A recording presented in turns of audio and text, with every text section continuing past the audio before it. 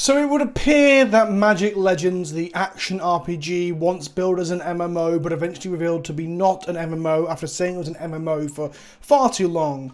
The action RPG is dead. Not literally. There is, according to, MMOpopulations.com, don't know how actually accurate this is, there's about 5,000 people playing at any one time, with the maximum number being 30,000, which, whilst that's a lot of people, that's less people playing this MMO than watching my tiny YouTube channel. It's not good. But the reality is it's dead because they've announced that they're shutting it down. Oh.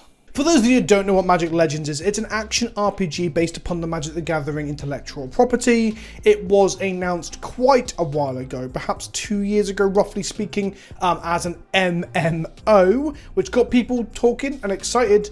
And then it turned out, when they actually started to reveal information about the gameplay, and eventually gameplay information, video, it was not an MMO. It was what you'd more accurately call an action RPG, a Diablo clone, and I use that term not to insult it.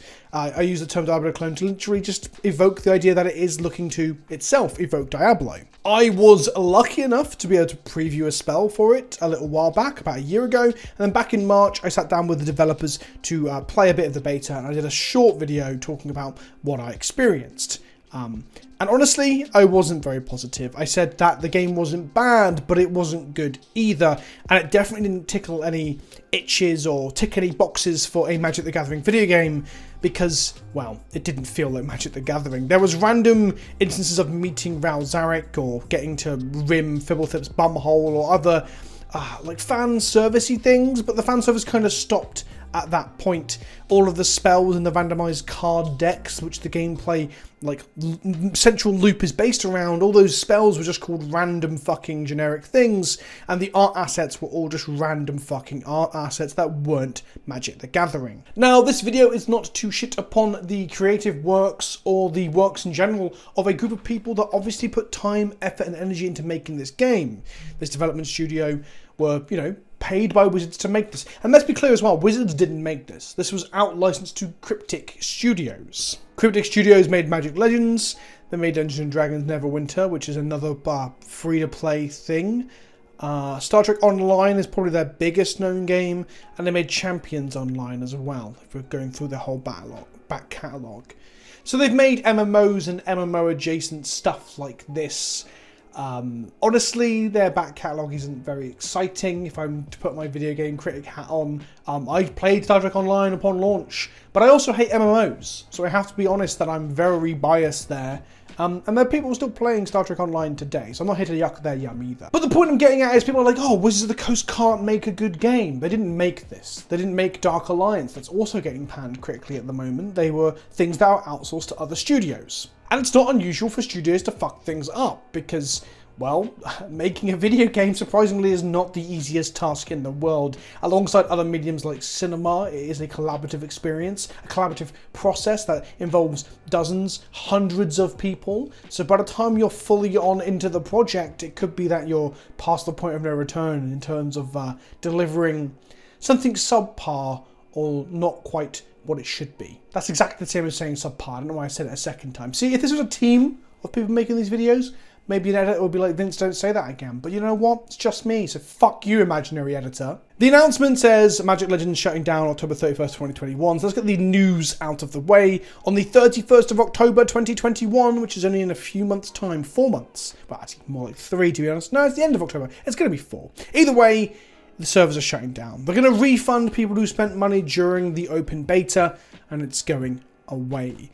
They said, our vision for Magic Legends missed the mark, but we are proud of what we achieved. Thanks to Wizards of the Coast, we got to bring the expansive Magic the Gathering multiverse to a wider audience and explore new angles with the established action RPG genre. We learned several valuable lessons along the way, and we use them to improve Cryptic's future development efforts.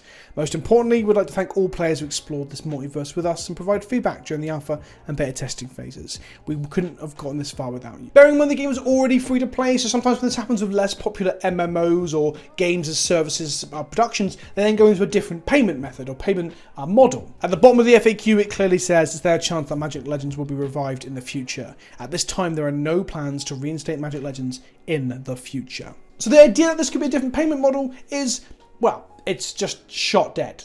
Cold, back of the head, behind the shed, that's not happening. So like I said, I'm not here to shit on the collaborative efforts of the studio.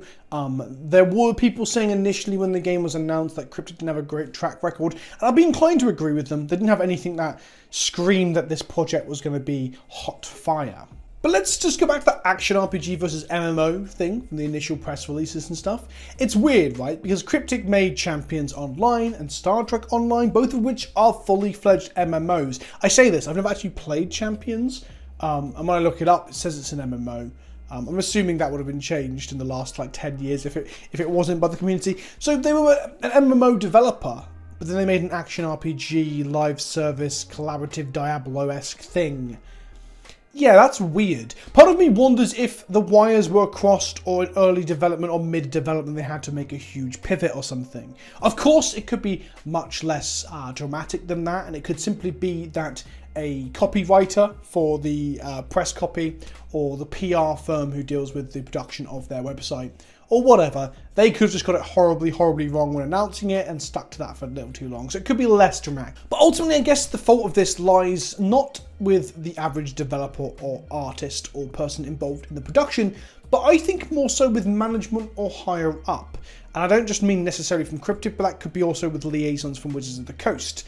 It is very clear that an action RPG or any RPG based within the Magic canon and using the Magic intellectual property could be hot fire. There is a lot of iconic, I'm literally glancing at a poster here of all this iconic artwork here. There's so many iconic and interesting things within Magic that Magic fans would lap up and non-Magic fans could engage with too. You know, the sagas of the Phyrexians, the Eldrazi, the concept of planeswalking, a whole back catalogue and back canon of storylines and game pieces and art assets and already developed ideas. It's almost like it's a shortcut towards where you need to go. You aren't conceptualizing this from the ground up, right? You've got a whole intellectual property to draw from and build upon.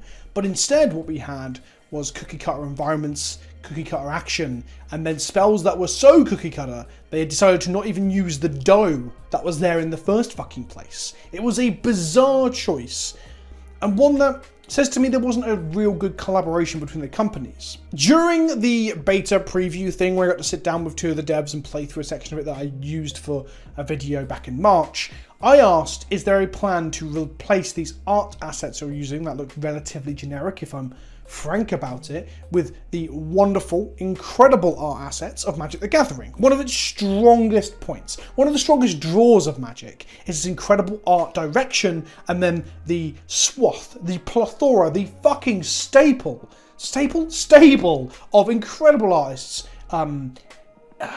realising this game world into the art. And they said, at time, no. There's no plan to do that. And I found that super interesting. It kind of rang an alarm bell with me. It's easy for me to sit here now knowing the game is going to be shut down and say this, but I was like, that's weird. I think I said it in one of the videos in one of the streams. I said, it feels like there's something going on badly here. Like a contract hasn't been signed correctly. Legal hasn't signed off on something. They haven't got to use the best thing about Magic, in my opinion. Or at least if you don't think it's the best thing, it's one of the strongest things in terms of it being an intellectual property. And that's why you do these things. There's two ways to do this, right? Magic wants an action RPG to engage a new audience and grow the brand. Meanwhile, this games company wants to be paid to do that, but also make a game that, like I said, builds upon a foundation that's already there. You aren't hiring concept artists to start from the ground up. They're more tuning of what already exists there. But that collaboration seemed lacking, and ultimately it meant that the project didn't meet its vision, as was said in the statement. It wasn't vision, was it? What did Stephen Rakosa say? Steve Rakosa said, "Our vision." Oh, it was vision. It missed the mark. We are proud of what we achieved, but it missed the mark. And it's a fucking shame, isn't it, really, that we don't get any good Magic the Gathering video games. Honestly, I defend Jules the Planeswalkers for being an excellent entry point into the actual card game itself. And Arena, for all of its faults and its absolutely dogshit economy, is, again, a rather pretty looking, at least in terms of flow and UI, a rather pretty looking approximation of the card game. I mean, it looks as handsome as I do, in spite of my bags under my eyes. It looks like as handsome as I do when compared to Modo, which is a perfect representation of the card game, but it looks like MS-DOS fucking vomited on your mother. But we don't get many Magic the Gathering games. There's a lot of weird clicker and gem puzzle shit on mobile. And it's all shit, right? But there's not that many of them. I think they are relatively selective. Selective enough to only pick things that can be monetized heavily. Very Wizards of the Coast, very Hasbro. Part of me wonders if the approach would be better to do what GW, Games Workshop, do with the Warhammer license, where they pretend that they're careful with it, but they're not. There's like 3 Warhammer games released every fucking month. Random shit. Some of it garbage. Space Crusade, the mobile, like, again, time-consuming, buy our secondary currency shit on mobile is awful. But Hired Gun, the Necromunda game that came out this month, it's not perfect, but it's pretty wicked for giving you a window into that game world and allowing artists to, again, take the intellectual property, take the concept and build this beautiful thing to play through and enjoy as a Warhammer fan. Magic doesn't have that. And it's a shame. I think the Magic canon, the Magic storyline, the Magic aesthetic and game world and multiverse would really, really lend itself to a good either action RPG or, in my opinion, some sort of isometric CRPG. Fuck it. You own D&D, Wizards. Why don't you have the 5th ed rule set like you have for Baldur's Gate 3 and the Magic the Gathering game world, and then hire a developer who is good at either dealing with one or the other or both? Who's the next Baldur's Gate now? The guys with Divinity. Get them involved. Okay, I'm just throwing out things that cost money. But to be fair, that'll cost money but produce a product that might go down in history as being good and sell well. I imagine the amount of money lost on Magic Legends is not negligible. With refunds and CGI trailers and 2 years of development, this must have fucking hemorrhaged money. So, to summarise, I am not surprised. I don't blame any of the staff at Cryptek, except for perhaps the higher brass. Let's be real. This appears to be, okay, the word mismanaged comes up a lot on this channel, but it does seem mismanaged, right? But it might not be them either. Like I said, it might be the liaison with Wizards itself, but they weren't allowed to use enough of Magic. Because this game could have been elevated significantly if it was exactly the same as it is, but it felt like Magic. And it never felt like Magic for the, well, albeit hour and a bit that I ended up playing before getting bored shitless. I've been Vince, also PleasantKenobi on the internet. It's a short little news tidbit for those of you that didn't know. Let me know in the comment section below what you think. I don't think anyone's going to be surprised, but I do want to hear if you were playing Magic Legends and genuinely enjoyed it. I also want to hear from you in the comments too.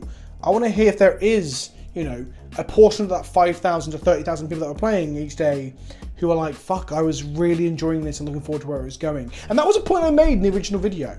If they could improve the use of art assets and bits from Magic and then, you know, hone this, it could become a fun little time sink. But I guess we'll never see that now. Let me know in the comments below, smash that like button, subscribe, and I'll see you all soon for the next video. There'll be some more Adventures in Forgotten Realms previews this week and some model painting. There might be even a one about 3D printing soon. And my preview video is on Sunday. I'll see you then, or Saturday, the 3rd. Right, ta-ta for now. Ta-ta for now.